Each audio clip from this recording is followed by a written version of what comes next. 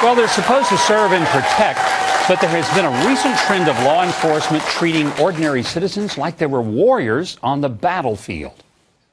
I was washing dishes. Out of my peripheral vision, I see movement. I look up. There's a Rambo kind of guy with like a vest and a gun pointing at me. That was Florida nurse Louise Goldsberry describing what it was like when her home was raided by what she thought were home invaders. I dropped to the floor and I yelled to my boyfriend, "Get down, there's somebody with a gun out there." The police knocked down her door, handcuffed Goldsberry and her boyfriend, and then the police searched the home without a warrant. They were searching for a suspect they believed might be somewhere in the complex. No suspect was found. In a Charlottesville, Virginia parking lot, alcohol beverage control agents surrounded a 20-year-old college students and her roommates in their car. That's after the girls left a store with what the officers believed to be a case of beer. Being terrified by the plainclothed officers with weapons, the girls fled the scene and made this frantic 911 call. Oh my God! What's going on?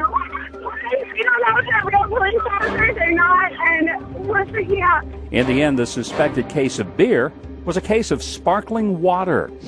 The mayor of Berwyn Heights, Maryland, Shy Calvo, experienced a no-knock raid in his own home. I saw 3 or 4 men in black and masks holding high-caliber rifles walking across my yard. I didn't have time to process that before I heard an explosion. Explosion of my door being blown open, followed by immediate gunfire. Upon entry, the SWAT team shot and killed Calvo's 2 dogs. They bound my hands, they pulled me across the living room, had me kneel on the floor in front of my front door, which had been blown open. I thought it was a home invasion. I was fearful that I was about to be executed. Later, it was discovered the invasion was due to a drug raid mix-up. In Utah, Army veteran Matthew David Stewart's home was invaded by a SWAT team over the suspected use of marijuana.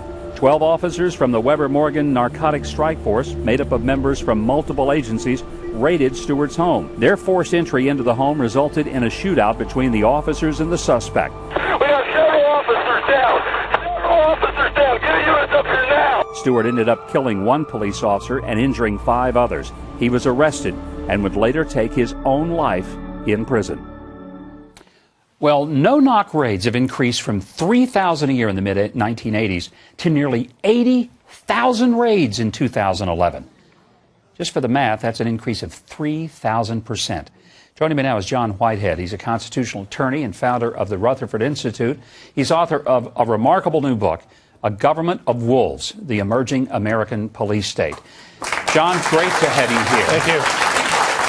We are living in a time when police agencies that I've always supported and appreciated and still do, but they're becoming militaristic. How widespread is this? It's very widespread. I mean, there were 3,000 so-called SWAT team raids in 1980, and there are 80,000 now, so the increase has been, dramatic. But what happened in the early 1980s, the Pentagon started handing out free equipment to 17,000 police agencies across the country, and you're talking about peacemakers, which have turrets, assault vehicles, armors for the policemen. So, and Kel-Bar helmets, assault rifles, Black Hawk helicopters. You have police agencies that have 50 officers, they have Black Hawk helicopters now. But what's happened is that they've militarized the police. And the police, as some Army officers have told me, is that once you put that gear on, and you've got some of them wearing masks now, by the way, which is pretty far out. That's what they do in Afghanistan. You can't see who you're up against. They become the military. It's not like the old peace officer who would walk up and say, "Sir, here's a warrant. I'd like to talk to you." This isn't Officer O'Toole with his club coming down and saying hi to the kids. It's more cool. They've got tasers, assault rifles. They shoot the dogs first. I mean, I've seen some of the raids. It's awful. Ayanna Jones, a young girl, 7 years old in Detroit, about 2 years ago, she was asleep on her couch. In storms these guys in the middle of the night.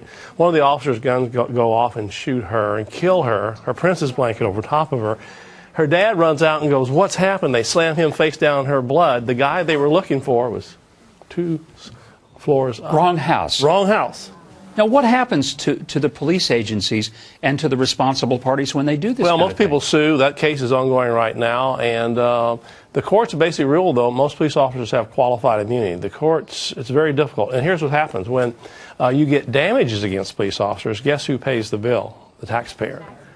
Of course. So Those things are going on. The case of Jose Guerrero down in Arizona, ex-Marine, bang, 3 a.m. in the morning, door goes down, his wife starts screaming, he takes his wife and child and puts them in the closet. He stands at the end of his hallway with his hunting rifle. The police enter a scene, 90 rounds were fired, 60 hit him. He falls down. They wouldn't let the medics take care of him. He bled to death on his own floor. The police claimed he shot at them. The investigation showed his safety never came off his weapon. My gosh. So those are the kind of cases we're seeing. They're shocking. And as a civil libertarian, I've been in this area 40 years. This is a trend. If we don't reverse, folks, I'm creeped out, I say, and I'm worried. Well, I think we all ought to be, and I want to talk to you some more about it when we come back. When we do, I'm going to ask John if there is a way that we can stop the militarization of state and federal departments across the country, and what can you do to protect yourself? We'll be right back.